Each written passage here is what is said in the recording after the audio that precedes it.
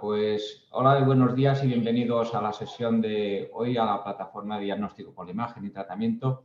Hoy, como ponente, tenemos a un verdadero experto en el área de calidad en radiología, el doctor Ángel Morales, que nos va a hablar de informe radiológico, cómo evitar problemas legales.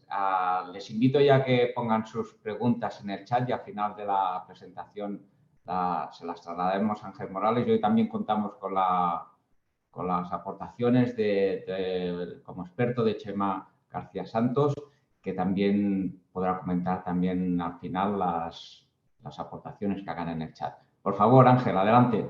Todo tuyo. Bueno, buenos días a todos y por supuesto daros las gracias de nuevo por invitarme a participar en esta magnífica plataforma. Veo que aquí tengo delante de mis diapositivas, tengo a Víctor Pineda, a Salvador Pedraza y me están tapando parte de las diapositivas. ¿Puedo quitarlos o lo podéis quitar? ¿Puedes Dani. No, esto es un tema que lo tienes que minimizar tú, ¿vale? Vale. Solo lo ves tú esto, Ángel. ¿Y cómo se minimiza aquí? A ver. En opciones arriba, Dani. Sí, ¿O sí. cómo? Es un poco difícil esto. Arriba tienes que... Dani. Tienes como una flechita o tienes como o un cuadrado o medio cuadrado. Si le das a la raya, se te hace en pequeño. Eso que pone más. O menos sería. A ver. Lo puedes apartar, lo puedes mover, Ángel. Sí. Ya, pero es que... No lo puedes quitar, lo siento. Vale, ya está. Vale, perfecto. Por lo menos está arriba. No, ahora está arriba. Pero puedes ver bien las diapositivas, si no, en una esquina que pone View, si aprietas ahí te da diferentes opciones también. View. Vista, arriba donde ponen los panelistas, donde pone Ángel, Víctor. A ver, espera. Sí, creo que ya está. No me deja. Pues no puedes, bueno, y no, lo siento, Sí, es que esto solo lo ves tú esto, Ángel. Bueno, vale. Si solo lo veo yo, vamos Sí, a solo lo ves tú. Sí. Bueno, vamos a empezar. Para empezar, por supuesto, declaro que no tengo ningún conflicto de interés, que todas las imágenes utilizadas respetan los derechos de autor y que todas las referencias a terceros respetan los derechos de autor a través del derecho de ejercicio de cita. Los objetivos docentes que nos vamos a plantear son estos 4. Primero, conocer las nociones básicas de responsabilidad profesional. Segundo, caracterizar el informe radiológico desde el punto de vista jurídico. Y tercero, analizar las formas de incurrir en responsabilidad relacionadas sobre todo con el informe radiológico, por supuesto, y con una especial referencia al error diagnóstico. Y proporcionar, digamos, unas pautas, un decálogo para prevenir el riesgo legal. Quiero hacer una primera puntualización, que es que cuando hago la referencia a la ley es de lege data, lo que se llama este latinismo que es de lege data, que es el derecho existente, lo que dispone la ley vigente. No voy a hablar nada, podemos hablar esto posteriormente en el debate del derecho futuro, lo que sería deseable legislar en el tema, por ejemplo, de la inteligencia artificial. Bien, las fuentes primarias son estas 4 que os recomiendo que al que quiera interesarle y tenga interés en aumentar, digamos, su conocimiento, que son estas 4. La gestión de riesgos del informe radiológico, el ejercicio de la radiología bajo el punto de vista legal, estudiar también este artículo sobre la normativa de formación del residente en radiodiagnóstico y, por último, la necesidad de informar la radiología simple desde el punto de vista legal. Lo que vamos a hablar es primero de los datos, después de los conceptos legales, después el informe desde el punto de vista legal, la gestión del riesgo legal y la prevención de riesgos. Si empezamos por los datos, el primer dato que es el error diagnóstico, que es su frecuencia. Ya desde que Garland en el año 1949, en su primer artículo, el primer artículo en radiología que habló del error, estimó el error en un 33%. Realmente aquí lo que tenemos son 2 tipos de tasas de error. Las tasas de error retrospectivas, en el cual en el denominador incluimos solamente estudios patológicos, que tienen mucha variabilidad, están entre el 2 al 30%, y lo que más nos interesa son las tasas de error en tiempo real, que son entre el 3 al 4%, en la cual el denominador incluye exámenes tanto normales como anormales. Estas tasas lo que nos indican es que si un radiólogo informa 100 estudios al día, pues entre el 3 al 4% cometería errores diagnósticos. Realmente esto supone un error diagnóstico cuando va a los tribunales, supone una alarma social, digamos, muy, muy grande. Pero el problema que tenemos son los efectos adversos. Si estudiamos los efectos adversos que podemos... Un efecto adverso, recordar, es un daño efectivo y cuantificable al paciente derivado de un acto radiológico, ¿no?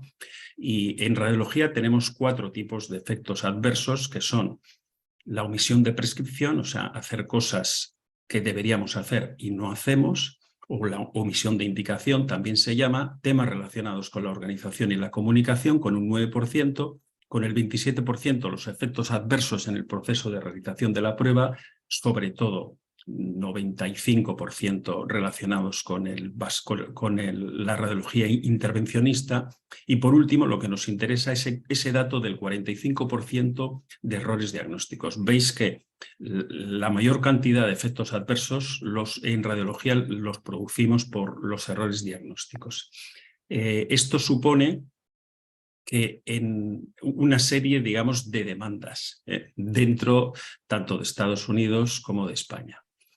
Si estudiamos las demandas en España, la fuente es el doctor Francisco Martínez López, que era jefe de área de gestión de riesgos de responsabilidad sanitaria del Ministerio de Sanidad y Consumo, ¿no?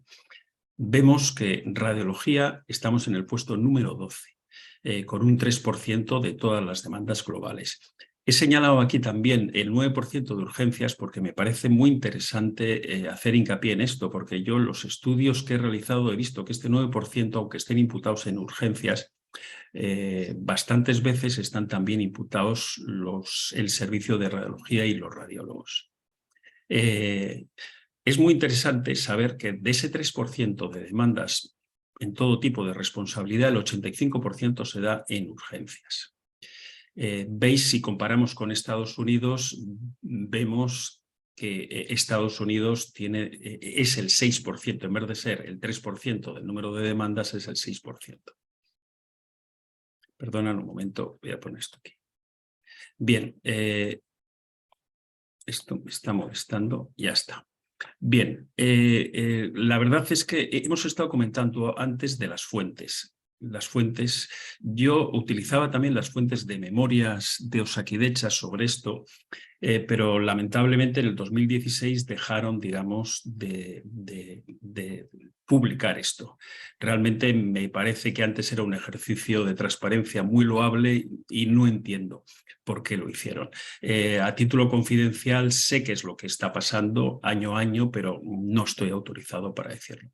Lo único que os quiero decir es que fijaos, en el año 2016 tuvimos 80 condenas, 80 resoluciones judiciales, de las cuales 22 fueron condenas y en vía penal fueron 0, sobre 2.100.000 actos radiológicos. Veis que este es un tema absolutamente anecdótico. ¿De acuerdo?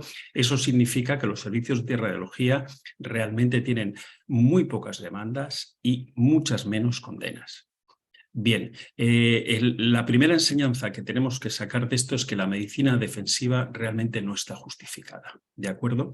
Pero aunque no esté justificada, nos encontramos con digamos, publicaciones que nos alarman, como esta publicación sobre medicina defensiva en los servicios de urgencias hospitalarias, que nuestros compañeros urgenciólogos, el 88,7% declaran que actúan condicionados por la amenaza de una reclamación judicial y que ejercen la medicina defensiva. Esta medicina defensiva está en conexión también con la sobreutilización de los servicios radiológicos, o sea, sobre todo en urgencias. Os voy a enseñar 2 últimas revisiones, sobre todo la del año 2023, que es una revisión crítica de 50 estudios sobre 120 que rechazaron 70 estudios. Y aquí veían que las pruebas que no estaban indicadas, justificadas, adecuadas, que no eran idóneas, eran en resonancia magnética el 21%, en el TC el 40%, en radiología convencional el 44% y en ecografía el 56%. Este estudio del 2019 es un estudio muy interesante también porque es una auditoría nacional que hicieron en Luxemburgo, es un país pequeñito, y daba unos datos realmente muy parecidos al estudio del 2023. La tasa de no justificación, de no indicación de las resonancias magnéticas era el 21% y del 39% de las tomografías computarizadas. Realmente estos datos son absolutamente desoladores. Porque aquí, aunque muchos servicios están o estamos intentando, o hemos intentado hacer algo de esto, es lo que yo hace un año, en una charla que también os di, lo titulaba Crónica de un fracaso. El segundo mensaje importante que os quiero lanzar es que si gestionamos el riesgo existencial, prevenimos los riesgos legales. ¿Por qué? Porque la única forma de evitar problemas legales es no dañando a los pacientes. Y la mejor forma de evitar daños a los pacientes es aplicar la metodología de gestión de riesgos que yo creo que todos conocéis. Bien, si pasamos ya a los conceptos legales, la definición de responsabilidad es muy sencilla. Viene de un latinismo que se llama responder.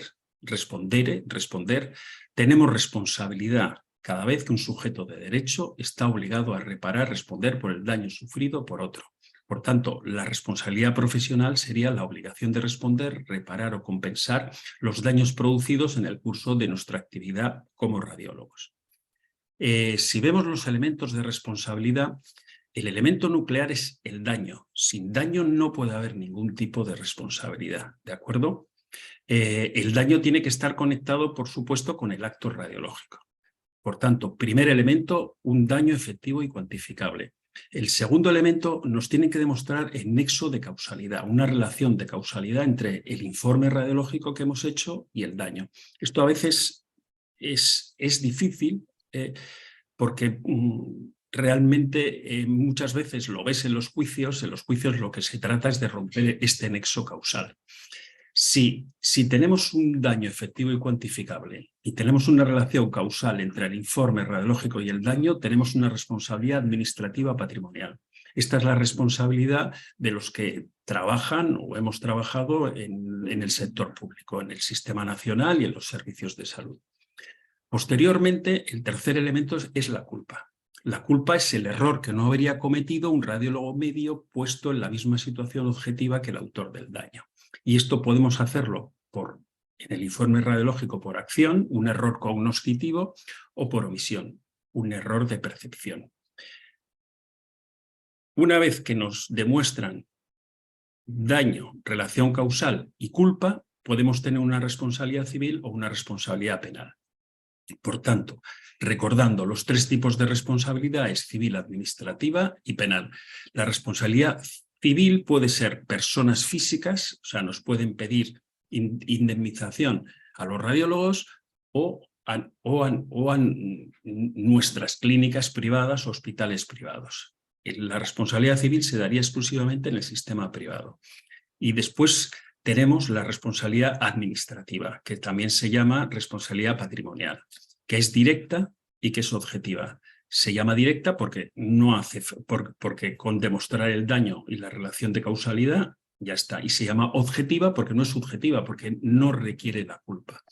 Aquí lo que se busca es una indemnización en estos dos. Y la indemnización, digamos, el radiólogo debe transferir esos riesgos con un adecuado seguro de responsabilidad civil. Y después tenemos la responsabilidad penal. La responsabilidad penal es una responsabilidad personal, es el radiólogo, tiene que estar tipificada en delitos y faltas, y el castigo es la prisión. Nunca hay una prisión más de 2 años, por tanto no hay ningún radiólogo ni ningún médico que esté en prisión. Y la auténtica pena es la inhabilitación para ejercer su puesto.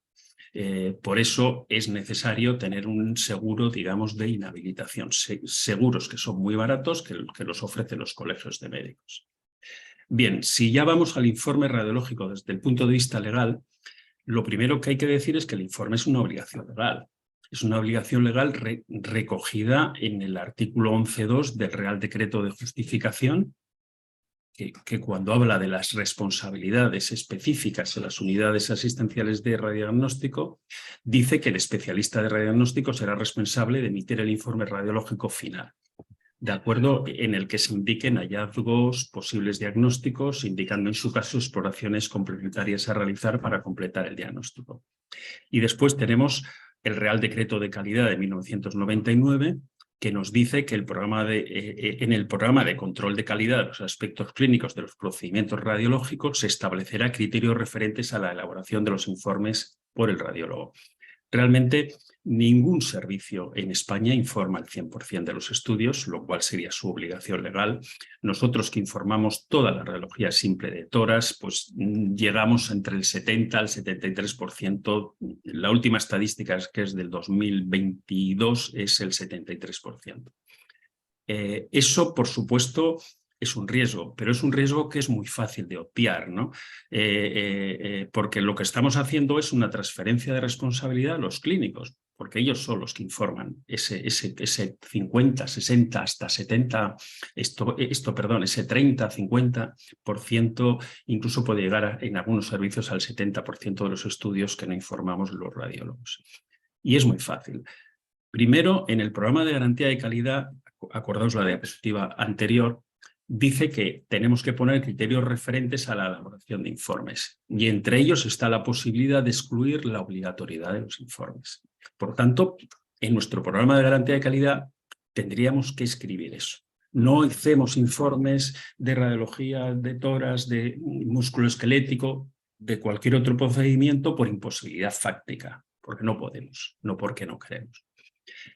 Y el segundo documento es que esta exclusión debe ser motivada mediante un acuerdo formal y escrito, porque lo que estamos haciendo es transferir la responsabilidad entre el servicio de radiología y los clínicos implicados. Os enseño, por ejemplo, un instrumento jurídico que utilizamos nosotros, porque como tenemos la ISO, que es lo que se llama el pacto con proveedores. Y veis que en este pacto de proveedores nos comprometemos a hacer informe escrito a través de la historia del PCH, que es la forma en que hacemos, de las pruebas solicitadas, y veis que es la radiología simple de toras, etc.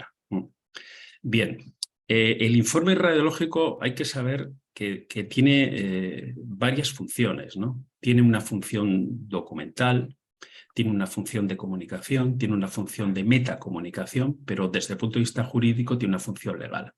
¿Por qué? Porque el informe, en caso de que tengamos un error diagnóstico ante los tribunales, el informe sirve como testimonio y prueba ante los tribunales. Para el error diagnóstico, la base de la evaluación legal es una buena praxis del informe. ¿Y cómo se realiza? Mediante el análisis pericial del mismo. Peritos de la parte, digamos, que demanda y la parte demandada, o el médico forense, que es el perito al servicio de la administración de la justicia. Es importante que conozcáis que en juicio todo lo que no figure descrito y demostrado en el informe a efectos legales es como si no existiera. Por eso los informes tienen que estar completos.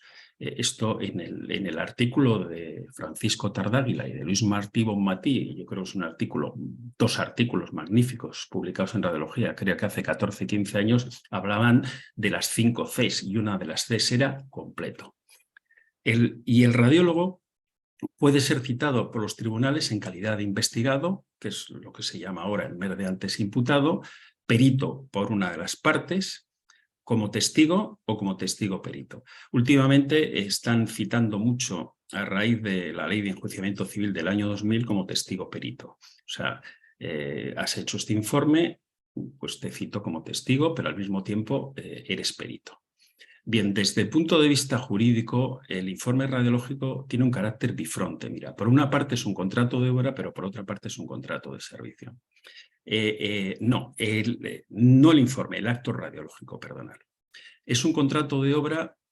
Un contrato de obra nos obliga a un resultado. Si yo alicato mi cocina, eso es un contrato de obra. Si a mí me hacen una chapuza y se caen todas las baldosas, pues hay una responsabilidad. Nuestras baldosas, esa obligación de resultado es la imagen radiológica. Por eso la técnica incorrecta siempre genera responsabilidad. Claro, la técnica incorrecta tiene una conexión absolutamente directa con los errores diagnósticos que podamos cometer. Y por otra parte es un contrato de servicio. Un contrato de servicio es una obligación de medios. Si me demandan, contrato un abogado, el abogado no me puede asegurar un resultado. El médico, el radiólogo, tampoco podemos asegurar un resultado. Lo que sí podemos asegurar es que metemos muchas horas, hemos hecho un buen informe, hemos trabajado de forma seria, cumpliendo la lex artis. Por tanto, el informe solamente genera responsabilidad cuando incumple la lex artis. Bien, los jueces. Bueno, los jueces dictaminan dos tipos de error clarísimos. Lo que llaman jurídicamente el error excusable, que no constituye una mala práctica, que no es punible en ningún tipo, ni en derecho penal, ni en derecho civil, ni en derecho administrativo, es el error científico, ¿no? Todos erramos, todos cometamos errores. Y, por otra parte, el que más nos interesa es lo que ellos llaman, los jueces, la jurisprudencia, el error negligente inexcusable, que constituye mala práctica, ya sea por impericia o por negligencia. Aquí vuelvo a hablar de la mala técnica. La mala técnica, porque el Tribunal Supremo habla de un error por mala técnica y escribe que tengan su origen en un estudio a todas luces insuficiente del paciente. Y en la vía penal puede ser por impericia o por ignorancia. Impericia, desconocimiento básico de su propia ciencia, que patentiza una completa ignorancia o que constituyen un error grueso. Realmente, cuando nos condenan penalmente es porque hemos hecho una barbaridad muy gorda, muy gorda. Yo, a título un poco de metáfora, pongo este ejemplo de esta imagen de TAC de cráneo en el cual ha sido informada supuestamente como normal por el radiólogo y el juez o el fiscal preguntan, ¿me quiere usted decir qué es esa bola negra y esa bola blanca que están ahí? Bien, la cuarta es, vamos a hablar de gestión del riesgo legal. El gran problema para gestionar el riesgo legal es que no tenemos un modelo, digamos, de error diagnóstico. Yo siempre os propongo este modelo de inteligencia artificial, que lo descubrí de casualidad, por este artículo de Newell y Simon, que son los padres de inteligencia artificial del año 1972, que ellos hablaban, digamos, de tres subsistemas que son realmente cómo está funcionando ahora, ¿no? En parte, ¿no? Que es el primero, ver, leer, tocar, el subsistema perceptivo, pensar, el subsistema cognoscitivo y responder, el subsistema motor. Por eso el modelo de error diagnóstico que siempre os propongo es ese sistema perceptivo, el primer subsistema perceptivo, que tendríamos los errores de percepción, los falsos negativos, el subsistema cognoscitivo, que es el error cognoscitivo, con el falso positivo, los errores de valoración o los errores de localización, y el subsistema motor, que son los errores por una mala gestión documental del informe radiológico. Y así vamos al núcleo esencial de esta charla, que es la prevención de riesgos. Mirar, el error de percepción es el error más frecuente que tenemos. La literatura nos habla del 60 al 70%. Y realmente el error de percepción desde el punto de vista jurídico es indiciario de negligencia. Es un error absolutamente desolador. Dentro del error de percepción, el primer mensaje que os quiero mandar preventivo es, por favor, nunca criticar a otros radiólogos. Yo he actuado de perito en algunos juicios en los cuales es algo increíble porque el segundo radiólogo ha escrito lo siguiente, por ejemplo, ¿no? Había un nódulo pulmonar que se veía de forma perfecta y en la anterior radiografía.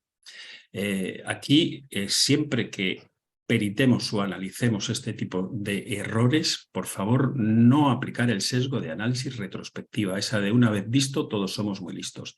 ¿Eso significa que en el informe radiológico debamos obviar algún comentario? No, pero tenemos que hacer un informe serio, objetivo, en el cual el informe que siempre hacemos, que es nódulo pulmonar que ha aumentado, ha disminuido o está estable con respecto al último control. Lo que no debemos hacer es callarnos, porque entonces podemos tener problemas. Bien, el segundo mensaje es que es prevenir que debemos prevenir, digamos, aquellas causas latentes, digamos, aquellos problemas que no están relacionados directamente con los errores y que son una serie de factores fisiológicos, laborales, psicológicos y ambientales. Yo creo que todos los conocemos y yo creo que fundamentalmente es la fatiga, el sueño, en el modelo de guardias un poco demencial de 24 horas y guardias extenuantes que tenemos, ya no son guardias modelo parque de bomberos que estamos en expectativa de trabajo, sino son guardias de trabajo continuo de 24 horas y con picos de colapso, ¿no? Limitar el número máximo de informes. Se sabe que a partir de un número de informes, pues realmente hay fatiga y cometemos más errores.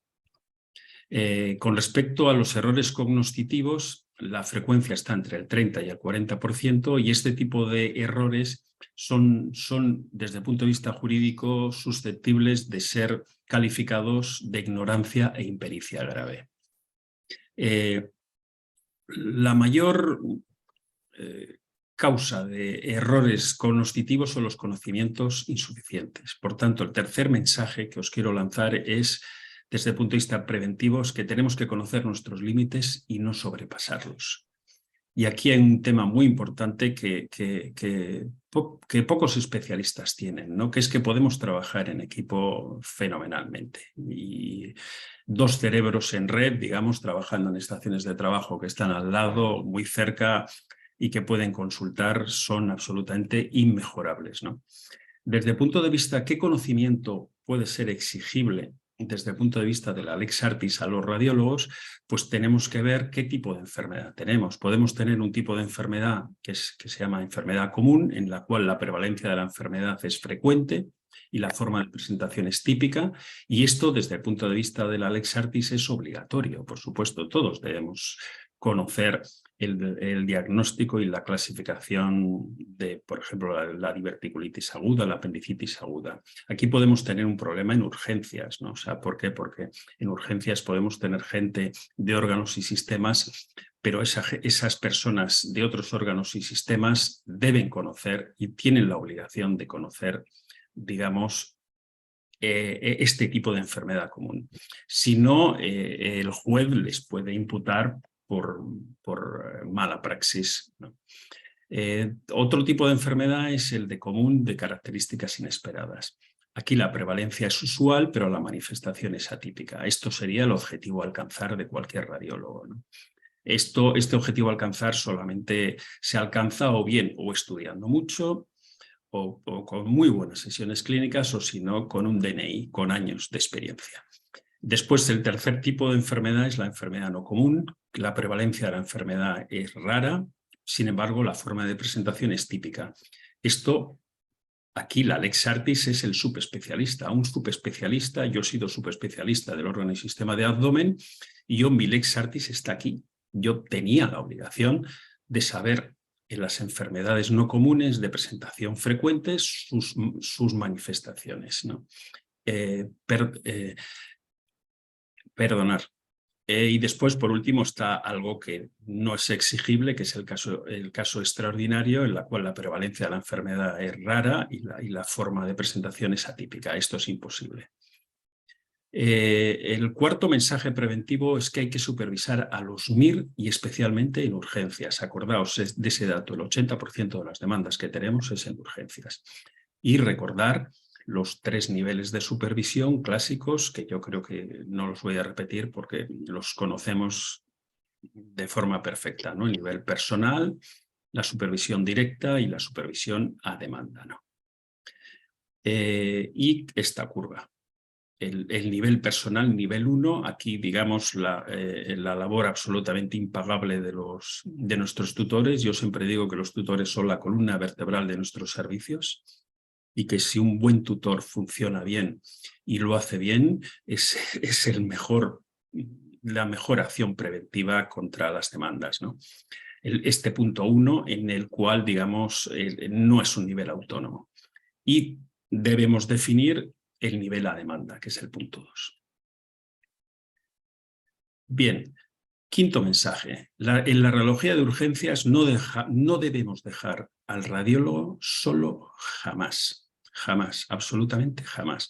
Entre otras cosas porque el Real Decreto 183/2008 sobre, digamos, lo que llamo yo la ley de especialidades, la nueva ley de especialidades, nos dice que los R1 tienen que tener una presencia física y no solamente eso, sino que no pueden hacer informes solos, sino que los informes hay que visarlos por escrito. Pongo esta foto porque hace ya bastantes años a estos 3 magníficos residentes y mejor profesionales ahora, decidimos por gestión de riesgo asistencial, mandarles a dormir a su casa. Hacían guardias de tarde solamente y a las 9 de la tarde se iban. ¿Por qué? Porque teníamos que poner una barrera. ¿Por qué? Porque se levantaban solos por la noche y cometían muchísimos errores. Desde el punto de vista legal, la responsabilidad legal, ¿por qué? Nos condenan. Al radiólogo le condenan por no supervisar adecuadamente, por no estar disponible y por ordenar tareas de imposible delegación. Sobre todo, estamos hablando de los R1. Y a los residentes por extralimitarse en sus funciones, por no consultar, tienen la obligación y el derecho de consulta, o por no desobedecer órdenes de imposible delegación. Es lo que se llama, tienen el derecho a resistirse a órdenes ilegales, el jus resistencia. El 6º mensaje es que no debemos informar sin información clínica y si se hace, debemos hacerlo constar en el informe. Porque sabemos que la segunda causa de errores cognitivos son los errores en la captura, suministro e interpretación de la información.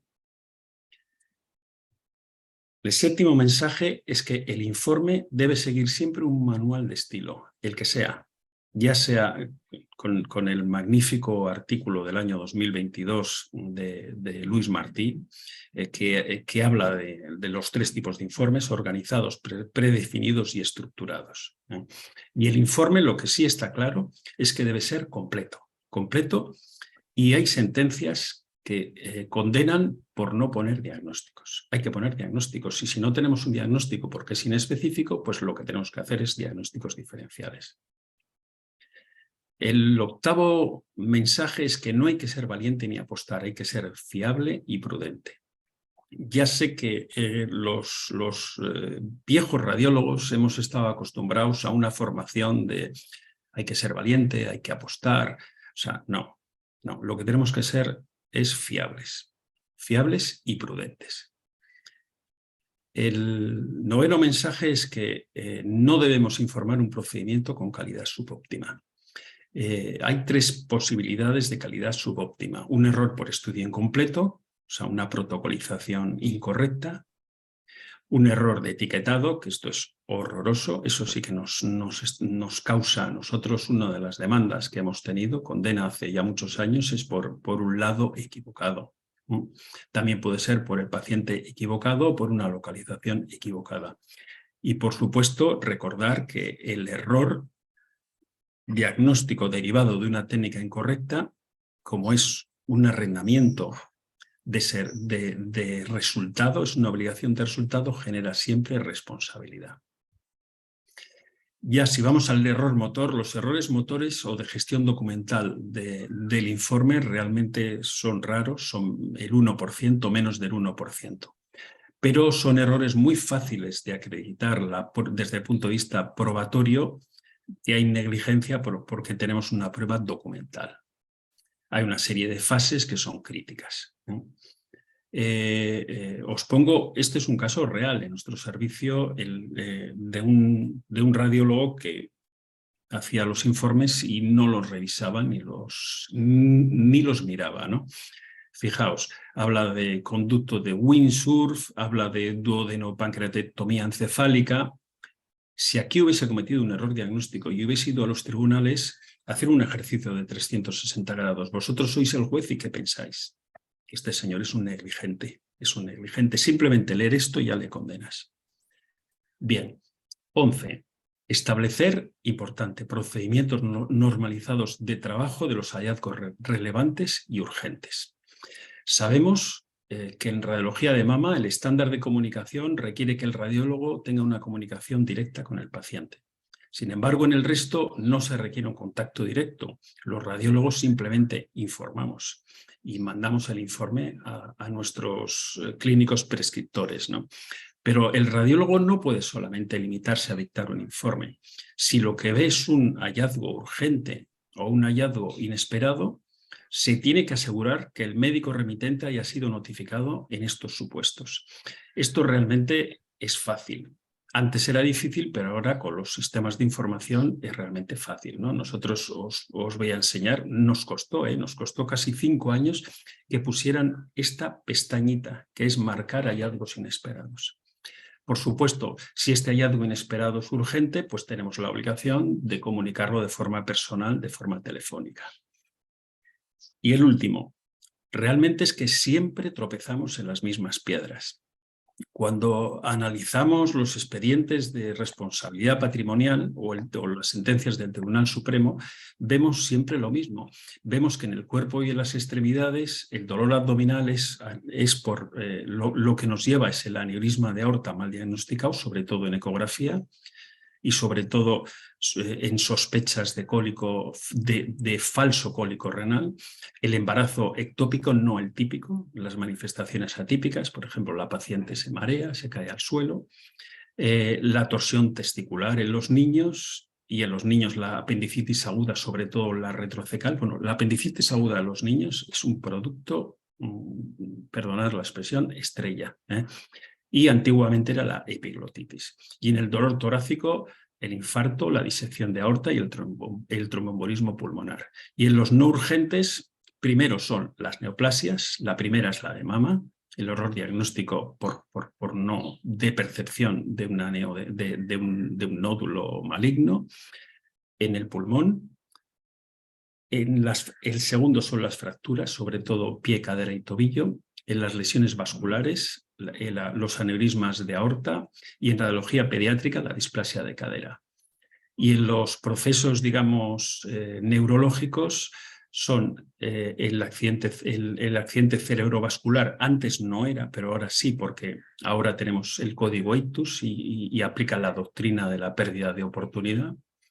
El traumatismo craneoencefálico en niños y en pacientes alcohólicos, la patología medular, la fractura de columna vertebral, sobre todo la apófisis odontoides y la C1, los tumores cerebrales y la hemorragia subaracnoidea. Y en los no urgentes, las neoplasias y las fracturas en columna cervical también. Bien, ya para terminar, he hecho un ejercicio un poco de broma, que es lo que llamo yo. Cogí ayer y puse informe radiológico al ChatGPT, informe radiológico, cómo evitar problemas legales, y le hice una especie de test de Turing que yo llamaba la variante Morales, ¿no? Y la verdad es que lo que me contesta tiene mucho sentido común, ¿no? Pero dice, primero hay que cumplir las leyes y regulaciones locales, por supuesto. Segundo, hay que documentar adecuadamente. Tercero, evitar sesgos y opiniones personales, lo que yo llamaba el sesgo de visión retrospectiva. Hacer unos informes de forma clara. Mantener la confidencialidad, actualizarte y mantén tus habilidades, o sea, estudia o conoce tus límites y colabora con otros profesionales, sobre todo radiólogos, pero también clínicos. Bien, y aquí tenemos el decálogo que os recomiendo. Veis que son cosas de mucho sentido común y muy sencillas, ¿no? En el informe, seguir siempre un manual de estilo y evitar criticar a los radiólogos, firmar y revisar todos los informes, no informar sin información clínica, y si se hace, hacerlo constar en la historia, no informar ningún procedimiento con calidad subóptima, lo que hay que hacer es repetirlo, prevenir los inductores del error. No hay que ser valiente ni apostar, lo que tenemos que ser es fiables y prudentes. En la radiología de urgencias, no dejar solo al R1 jamás. Conocer nuestros límites y no sobrepasarlos. Establecer procedimientos normalizados de trabajo, de comunicación de hallazgos relevantes y urgentes. Y conocer los procesos diagnósticos que siempre originan esos problemas. Si somos capaces de esos 15 o 20 procesos enseñarlos a nuestros residentes, vamos a tener muchos menos problemas. Bueno, pues muchas gracias, encantado de de haberme dejado dar esta comunicación. Muchas gracias a ti, Ángel, por esta interesante charla que nos dejas aquí sobre la mesa pues una serie de mensajes claros y directos y que si los seguimos seguro que evitaremos muchos problemas legales. Hay varias preguntas en el chat. La primera de Salva, que pregunta en el contexto de los informes que se hacen sobre estudios ecocardiográficos realizados por técnicos que a veces tienen un preinforme. ¿Cómo debemos hacer este tipo de informes para evitar errores o problemas desde el punto de vista legal? A ver, aquí hay un tema desde el punto de vista legal que me está alarmando mucho, además. El único que puede hacer informes desde el punto de vista legal somos los facultativos, somos los radiólogos, somos los médicos. Eso está clarísimo. La ley de ordenación sanitaria lo dice de forma clarísima. Entonces, a mí, esa palabra que cada vez estoy oyendo más de que el técnico hace preinformes, ¿se me está oyendo bien? Sí, se oye perfecto. O sea, ese run de que el técnico hace un preinforme y el radiólogo con ese preinforme realiza su informe, que casi siempre es un cortapega, eso me preocupa mucho porque puede ser potencialmente un delito de intrusismo. Estás favoreciendo el intrusismo. Por tanto, a nuestros técnicos lo que hay que hacer es, por supuesto, tienen que comunicar sus resultados de obtención de registros gráficos, pero no pueden hacer preinformes con fines diagnósticos. Esto no estamos en el Reino Unido. En el Reino Unido sí lo pueden hacer. Y hace ya 4 o 5 años se les ha permitido hacerlo. Y lo hacen. Incluso tienen laboratorios de ecografía ellos y no aparecen ni los radiólogos ahí. Pero esto no es un sistema Common Law. Es un sistema Statute Law. Y aquí tenemos un problema que puede ser el probable o el posible intrusismo si hay un error diagnóstico. De acuerdo, muy bien. La siguiente pregunta es, en el caso de realizar informes estructurados, ¿deben también incluir texto libre o un informe estructurado como tal ya se puede considerar un informe completo? Yo pienso que un informe estructurado se puede utilizar, puede ser un informe completo. Si termina en un diagnóstico diferencial y lo que dice el Real Decreto de Justificación, eventualmente recomendar la prueba más específica, yo creo que sirve desde el punto de vista legal sin ningún problema. Correcto, perfecto. Ya has mencionado también a lo largo de la charla que uno de los problemas, de las fuentes de errores, el error perceptivo a causa del gran número de informes que realizamos, ¿no? Y Salva nos pregunta que en el contexto actual de más carga asistencial que sufrimos cada día, ¿cómo evitamos cometer más errores en el contexto de este mayor número de informes? ¿No? También hay una pregunta más abajo que pregunta ¿cuándo empezamos a cometer informes? ¿Qué número de pruebas diagnósticas crees que es?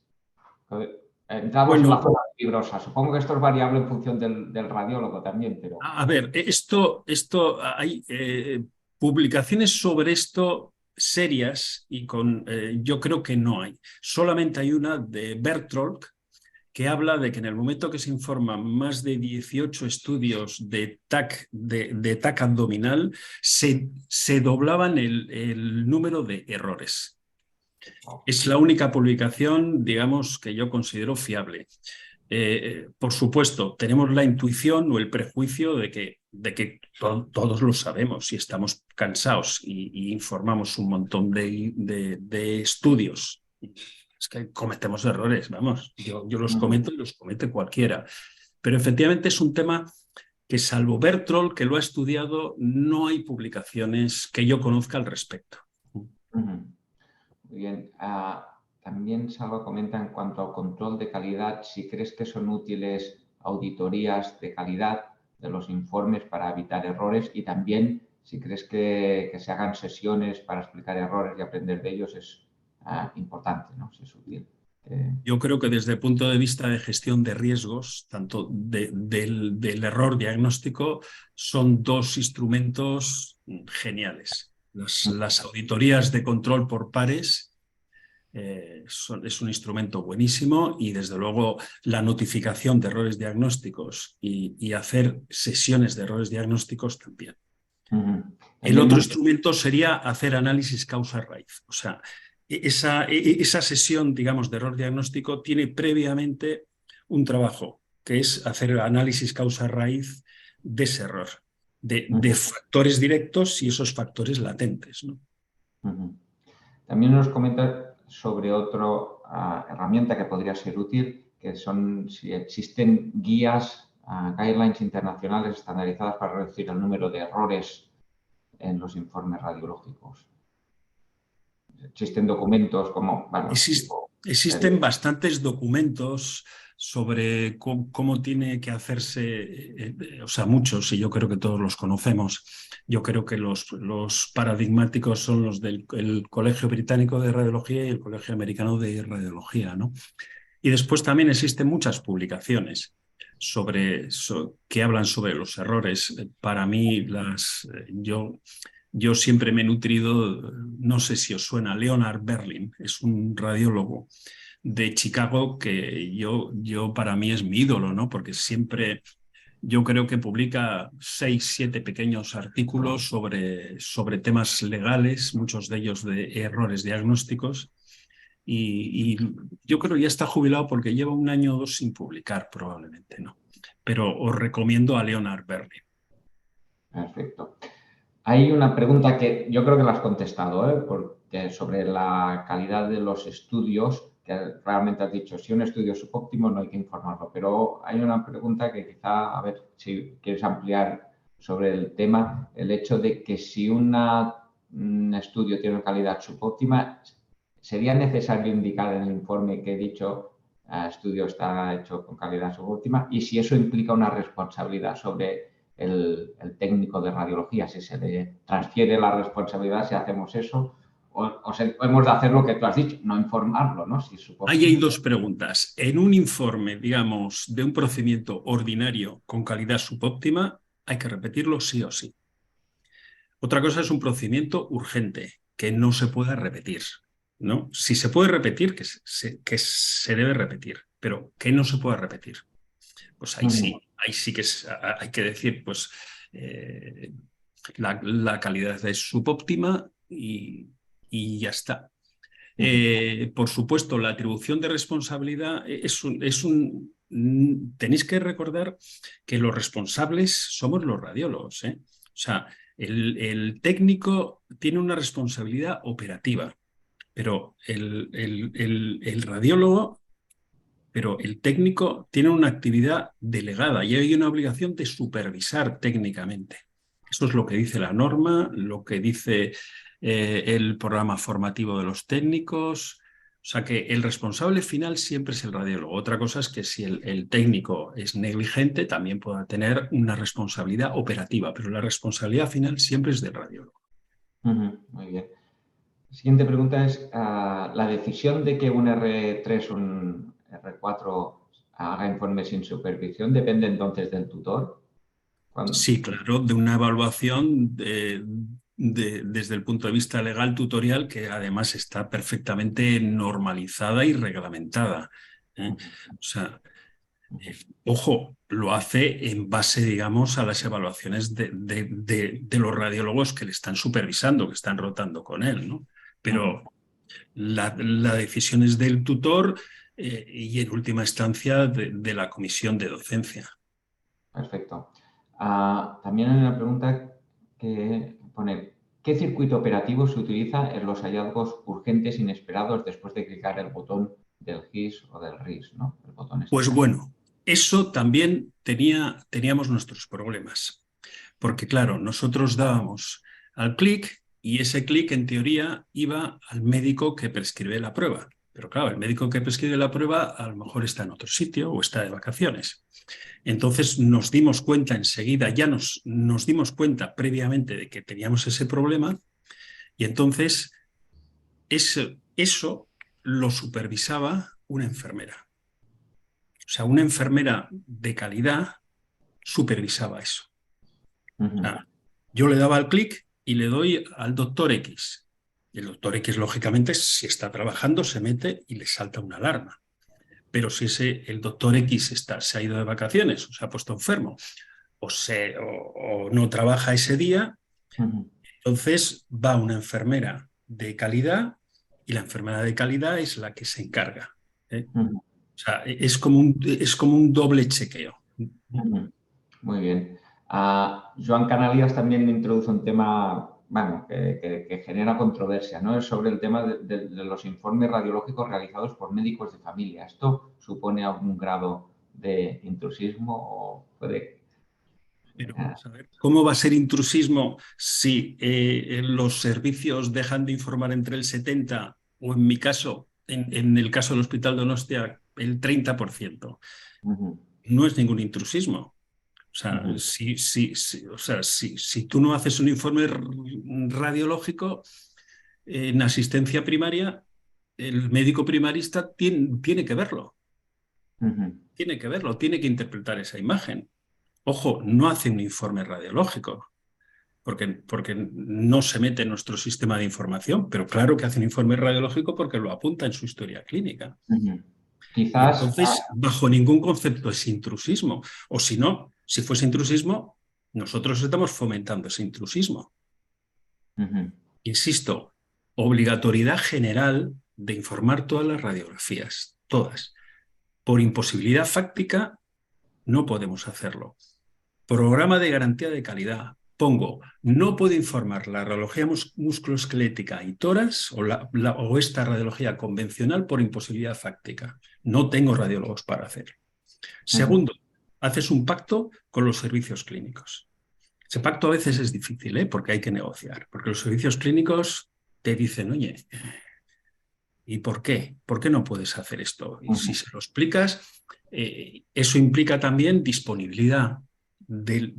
Oye, si tengo alguna duda, yo te mando un correo electrónico y ese correo electrónico me contestas y me lo informas, e informas esa placa, ese procedimiento. O sea, Quizá no también, sé si te he contestado, ¿eh? Yo creo que sí, para lo que ponía en la pregunta, pero quizá Joan también se refería al hecho no solo de lo que dejamos de informar, porque no podemos informarlo, sino también, por ejemplo, si hacen ecografías ellos por su cuenta y emiten algún tipo de informe radiológico también, ¿no? Las radiografías las pueden hacer perfectamente. Mira. Ecografías, quiero decir, ecografías, perdón. Sí, las ecografías las pueden realizar y no es ningún tipo de intrusismo, o sea, ninguno.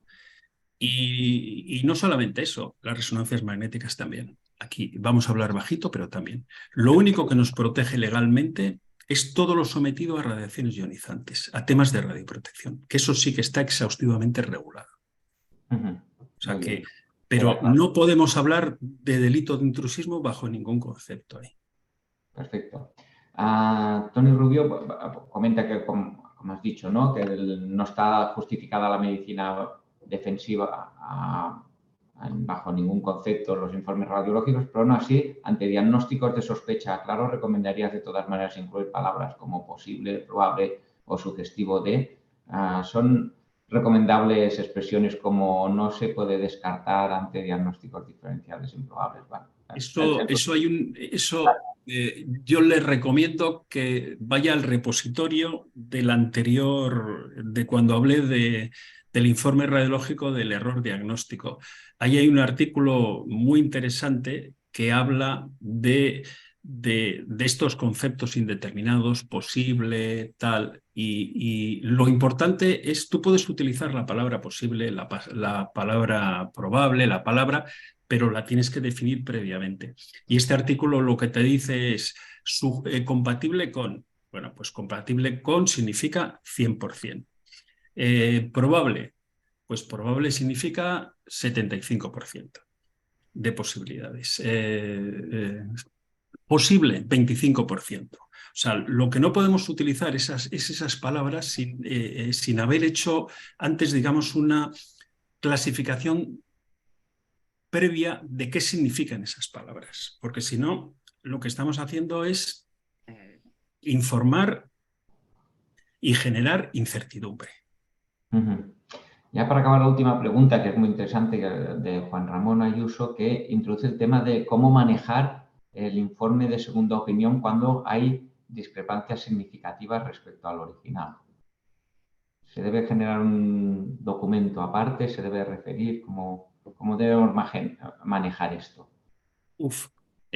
A ver, cuando tú tienes un error diagnóstico y dentro del protocolo de control de calidad te has dado cuenta que has cometido un error diagnóstico, independientemente de si es con daño o es sin daño, por supuesto, hay que generar otro documento y hay que generar otro informe, porque si no, es verdad que hay gente que dice que no, que lo que hay que hacer es hacer una comunicación interna, pero yo creo que la transparencia es muy importante, ¿eh?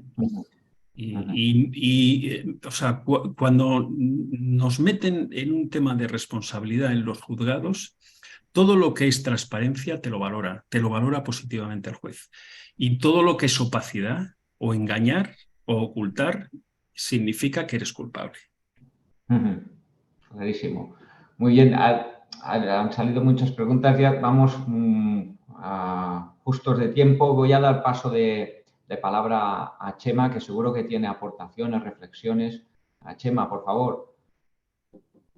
Muchas gracias, Víctor y Ángel. También muchas gracias a ti. Yo creo que es un poquito tarde y yo no voy a meterme en muchas historias y he tomado algunos apuntes aquí. Yo creo, animaría a Salva a que plantee una sesión en la que se pueda debatir bastante sobre las ideas que Ángel ahora ha puesto aquí, ¿no? Porque creo que es lo importante y porque en el título de su charla pues hablaba de cómo podemos evitar los problemas legales, ¿no? Con el informe radiológico. Bueno, yo he tomado no son preguntas, Ángel, simplemente yo hago Sí. como una sugerencia para el debate, ¿no? Uno es cómo son nuestros informes, o diría, estamos llenos de informes sin relevancia muchas veces, ¿eh? Y en esa falta de relevancia probablemente hay una medicina defensiva por nuestra parte. Cuanto menos nos metamos en historias, probablemente menos nos pueden, aunque no digamos absolutamente nada. Digamos que es algo en lo que yo creo que podríamos discutir más adelante, Salvo, y te lanzo esa idea, ¿no? De entrar en una sesión de debate, más de mesa redonda en cualquier caso, ¿no? Lo segundo es la cuestión de las recomendaciones.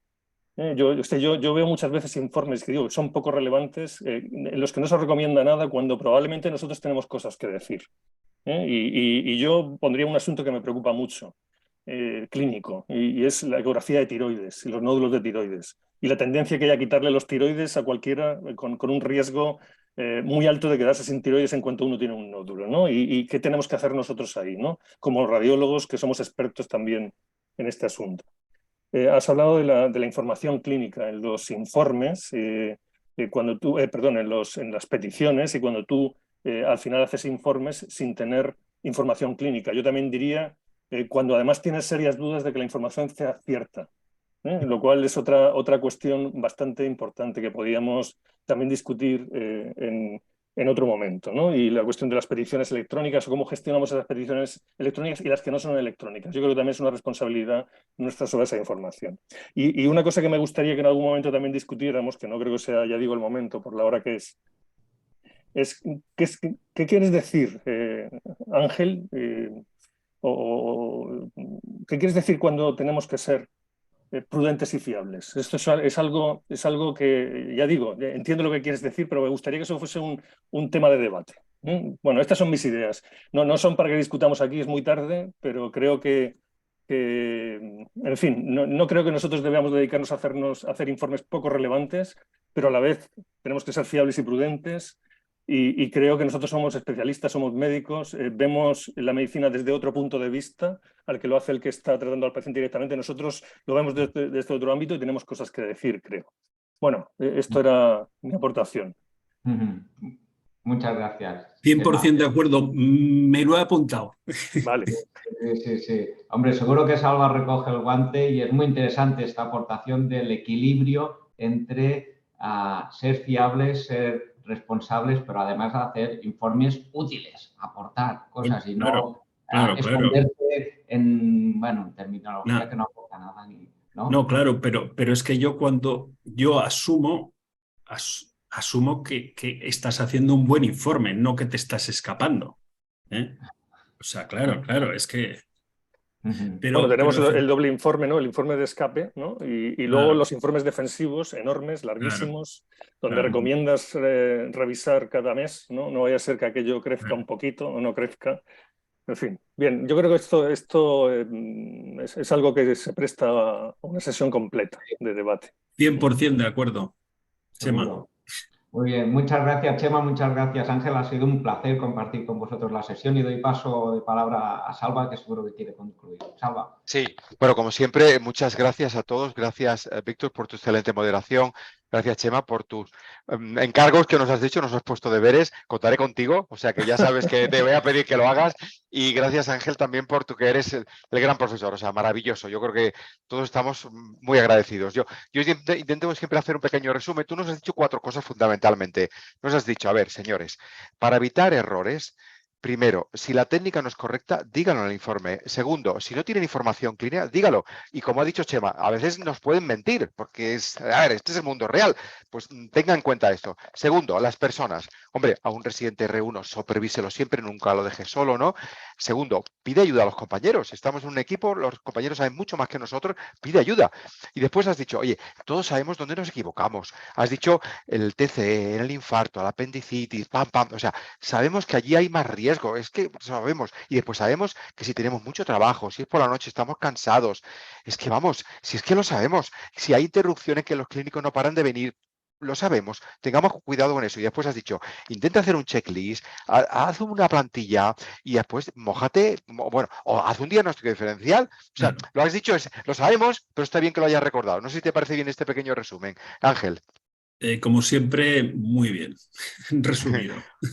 Perfecto. Oye, pues Ángel, contaremos contigo de nuevo y es culpa de Chema que nos ha puesto deberes, o sea que vamos haciendo y simplemente recordar a la audiencia que mañana tenemos a Joan Perelló del Hospital de Girona que nos va a hablar de fracturas toracolumbares, clasificación AO Spine. Estáis todos invitados. Que tengáis un gran día. Gracias Ángel, gracias Chema, gracias Víctor. Gracias un saludo. Y un abrazo a todos. Encantado de estar con vosotros, como siempre. Igualmente. Un saludo. Nos vemos.